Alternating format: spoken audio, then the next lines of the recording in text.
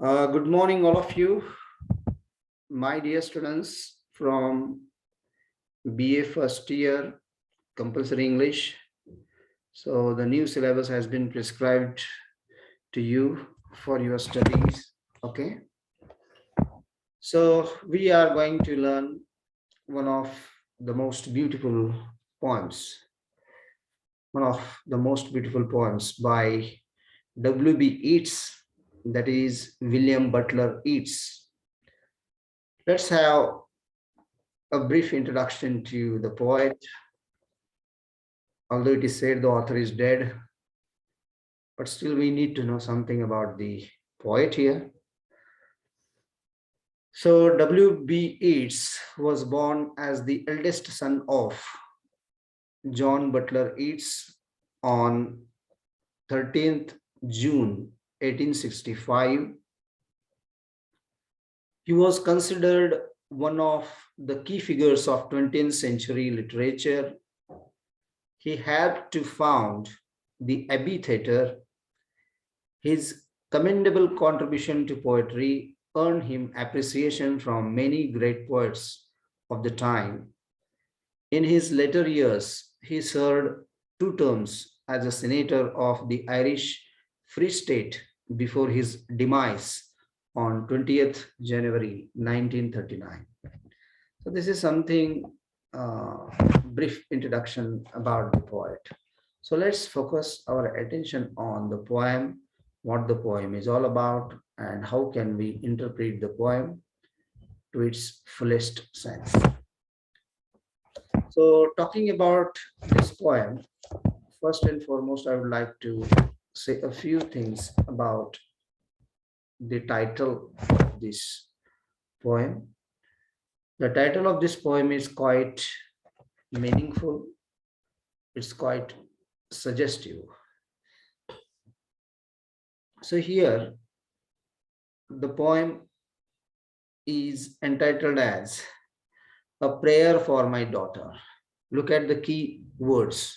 There are two important key words in this title. That is, first is the prayer, and the second is daughter. So it is dealing with these two words, daughter and prayer. Okay. So here a prayer is performed for his daughter, right? For his daughter. This is one thing. And why the prayer is performed, that we are supposed to understand in this poem. So what are the circumstances for which the prayer is required?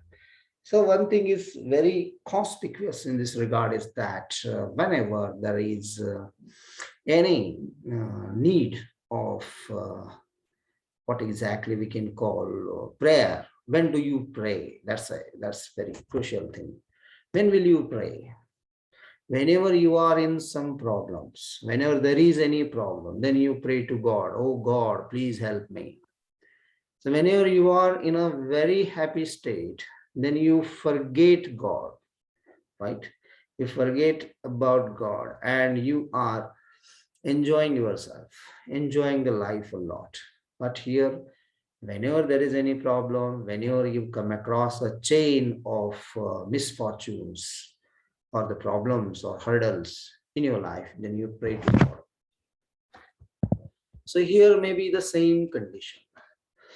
So as is the modern poet, we can understand the most important thing is that the modernity has radically been affected by the two world wars. Okay. So the two world wars are very crucial in this regard.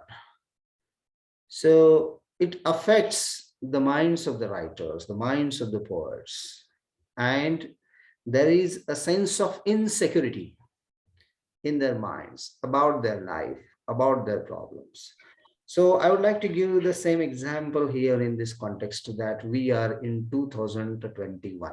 Okay, 21, 22 now, right now. And we have already experienced 2020 and 21. Whenever I use this academic year, that is 2020 and 21, something like that, then you begin to assess the fact that it's a very horrible experience for all of us due to the pandemic situation of COVID-19. And we are horrified, terrified, and we were scared about our own existence on this earth. And we are not sure whether we will live here on this earth or we may die.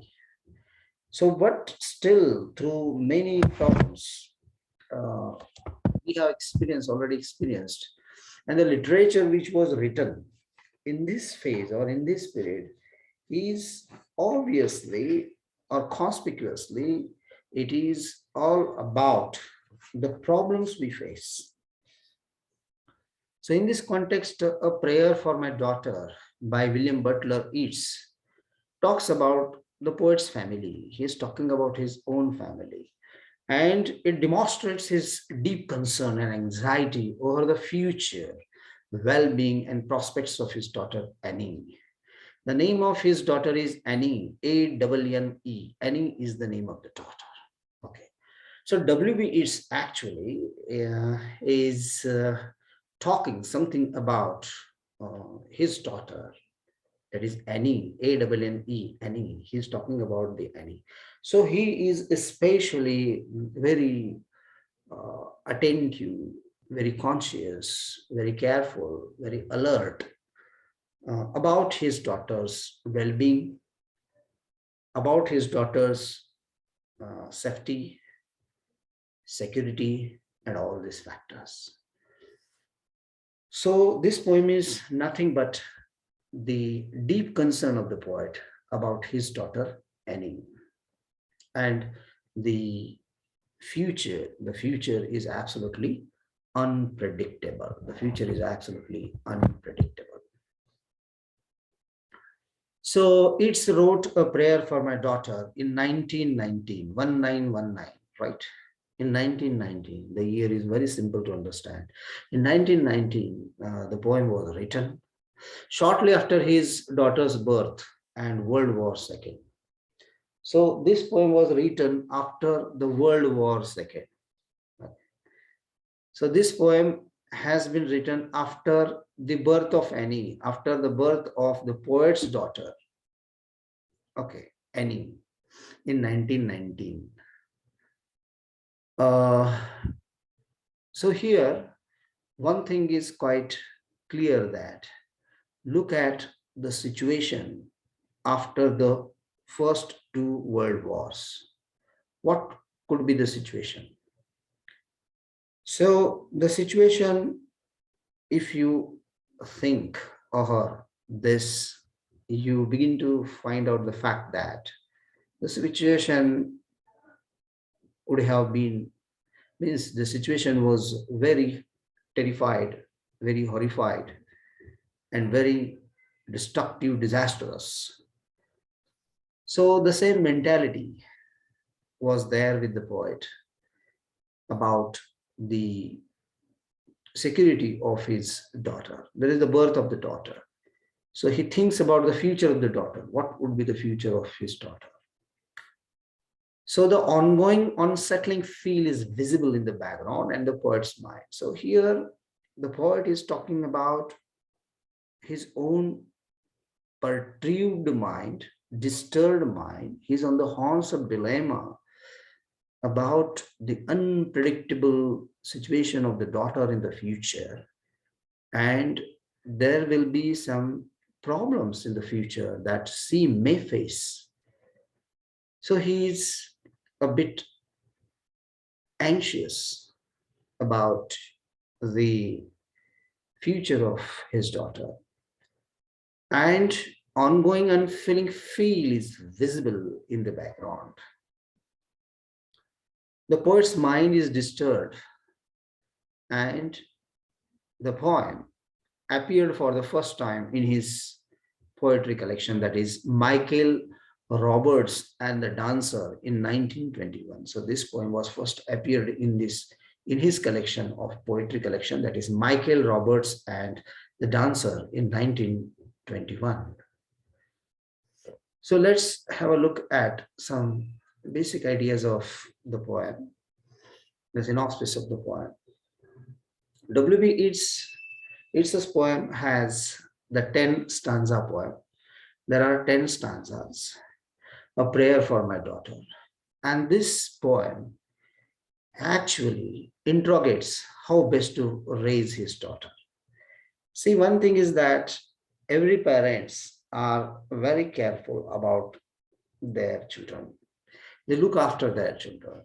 Parents always think about inculcating some moral values into the minds of the children. They think about the well-being of their children. So in the same fashion, this poem proves no exception. This poem also deals with the same theme, the same notion, but it is treated in a very different mode. So the battery is low. So give me 2 minutes. Just a little. Just 1 minute. Otherwise, our system will be closed.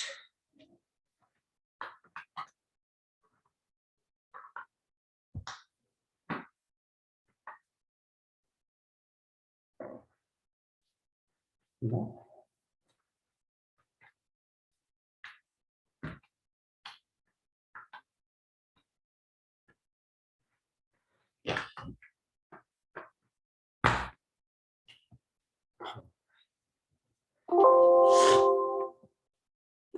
So here the poem has 10 stanzas, okay? And the poem talks about how to raise his daughter.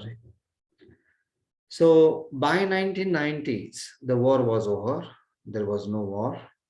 And the situation is not from India, it is from Ireland. And in Ireland, it had turned normal. So in Ireland at that time, the situation was not normal. It was quite tensed. So the poet ponders how civil survive the difficult times ahead in the politically turbulent times. So there is a political disorder, there is a political confusion. The situation was not so peaceful. So the poet here is very much worried about the unpredictable future of the daughter. So he thinks over her survival in difficult times ahead or in the future. So actually what happens is that basically you know something about the theory of Charles Darwin, who talks about the struggle for existence, the survival of the fittest. So actually in 2021 also we feel the same. Here we struggle for our existence, right? We struggle for our existence. We fight for our well-being. And here is the survival of the fittest. So that's why what is essential is to cope with the situations and fight with the oddities in life. So the situation at that time in Ireland was not so quite normal. So how the daughter is going to be uh, adjusted with the turbulent times in its political science. So the poem expresses the helplessness of Yeats as a father and all the fathers who had to walk through this situation. So he says that this is not my problem only. This is the problem of every father, each and every father in home. So here he is very worried about the well-being of his daughter. So the poet is absolutely helpless. He can't do anything. See, right now the situation is of the COVID-19 and Delta and Omicron and all these things. Can you do anything? Just we can try by using the method like SMS. Okay, SMS is there. SMS means, yes means the use of sanitizer. M means using the mask. Okay, use the mask. and yes is social distancing. So this is a very common and normal to each and every people, and the people struggle to save their own lives. Okay, they struggle to save their own lives in such a situation. But what I feel, but still it's very difficult to cope with such disturbed or turbulent times at present also. But can you do anything more than this? More than this, we can't do anything. Just we have to be a sufferer, or we have to be in the flow of time. So this is what happens with the father in this poem. That is, this what happens with the poet here is the same situation. He says that this is not my condition only. This is the condition of each and every father in every family. That the father is very worried, but still the father is quite helpless. So, but still he has to walk through this situation. So he wants to give his daughter a life of beauty and innocence, safety, security. Look at these words, which these words are very important in this poem. Beauty, innocence, safety, security. The child is very small. It's in the cradle. Okay. And there is a beauty. And you know the beauty is cursed. It is said that the beauty is cursed. And whenever we talk about the beauty, we immediately think about the beauty of the Helen for which the Trojan War took place or happened. So here the beauty is also dangerous. The beauty is also dangerous. So the daughter is beautiful, and this may be the problem in the situation. He is worried about the beauty also. He is thinking about the innocence of the child. So this innocence will be the weakness to her that she may face in the future. So he is very concerned about safety and security of his daughter. He further wants her to be well mannered and full of humility, free from intellectual hatred and being strongly opinionated. So there are other expectations and that naturally a father has about his daughter. Natural expectations are there. So the first expectation that the poet has here is that he wanted his daughter to be well mannered. His daughter must have manners, etiquettes, humility, all these things. So in the same fashion, there is one more thing is that is he hates hatredness. He hates intellectual hatredness. He, according to the poet, he thinks that hate is a dangerous thing. Never hate others. If you hate others, there will be a problem. So he wanted his daughter to get rid of hatredness, the intellectual hatredness. And one should not be made himself strongly opinionated. Sometimes what happens in your life is that you get stuck to your own opinions, and you say that what I say is correct, what you say is totally wrong. So this is what happens. So here one should not be strongly opinionated. You should also allow others' opinions and listen to them and behave accordingly. So finally, he wants her to get married into an aristocratic family, which is rooted in spirituality and traditional values. This is also quite important in this context. Context is that the poet is worried about the marriage of his daughter. So he wanted his daughter to get married in an aristocratic family, in a good family, in a classic family, and wherein she needs to know the morality, spirituality, and she needs to retain this traditional values and preserve them. So let's have a look at the form and structure of a prayer for my daughter. So here we are dealing with the form and structure. The poem A Prayer for My Daughter, written in the lyric form containing 10 8 line stanzas. There are 10 8 line stanzas The poem is presented in its lyrical form. It has one thought, one emotion. And the stanza form is the same as employed by him in memory of Major Robert Gregory. Each stanza follows a regular rhyme scheme of AA, BB, C, DD, C. So this is the rhyming pattern. I repeat: AA, BB, C, DD. This is the rhyming pattern. Someone has opened this. Please don't open that. Okay. So this is the rhyming scheme of the poet. The rhyming scheme of the poem, that is AABBC DDC, and the poem follows a metrical structure that alternates between iambic pentameter, blank verse, and trochaic pentameter. The poem is structured as a poet's appeal to God. So in this poem, the poet is shown that he is praying to the God, he appeals to God and to his daughter on how he wants her to be like as she grows up. So here the poet wanted the daughter to grow up in such a way that she should be fit. She should be the fittest one for her own survival.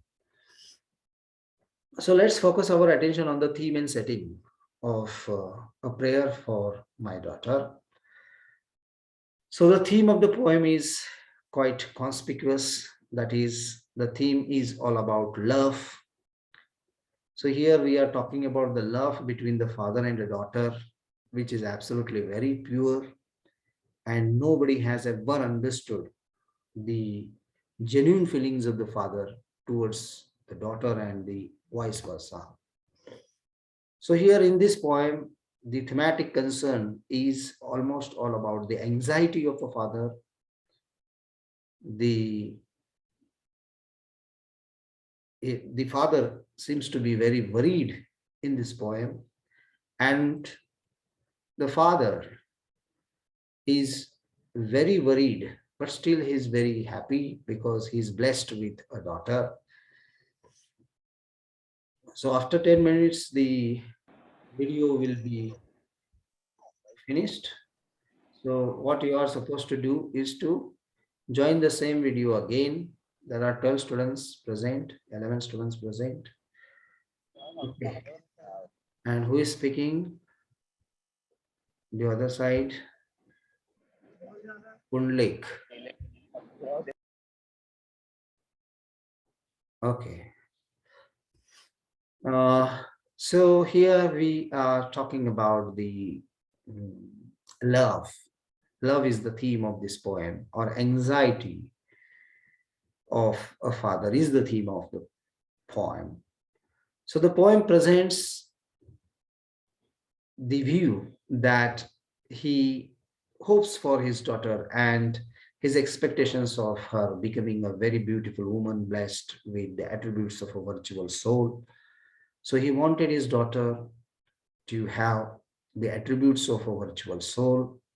She is going to be a beautiful woman in the future, and he expects so. The setting of the poem is uncertain, for the poem is conceived in the mind of the poet. The setting is quite uncertain. The speaker is the poet. The poet himself is a speaker in this poem, and he is talking to his daughter. He is conversing with his daughter, and the poem is conversational, we can say, in tone. The poem is quite didactic in tone, with varying emotions of gloom, uncertainty, hope, fear. These words are very important in this poem, that is, of gloom, despair, uncertainty, hope, fear. All these are the features of morality. So here the poem is Zohar, and we will see the rest of the portion tomorrow. And in the next video, I will upload the next video. We stop here. The poem is not the poem. The synopsis of the poem is Zohar. And tomorrow we will go through the stanzas, the line by line interpretation of the poem entitled as A Prayer for My Daughter. So here we stop, and thank you very much for attending this lecture.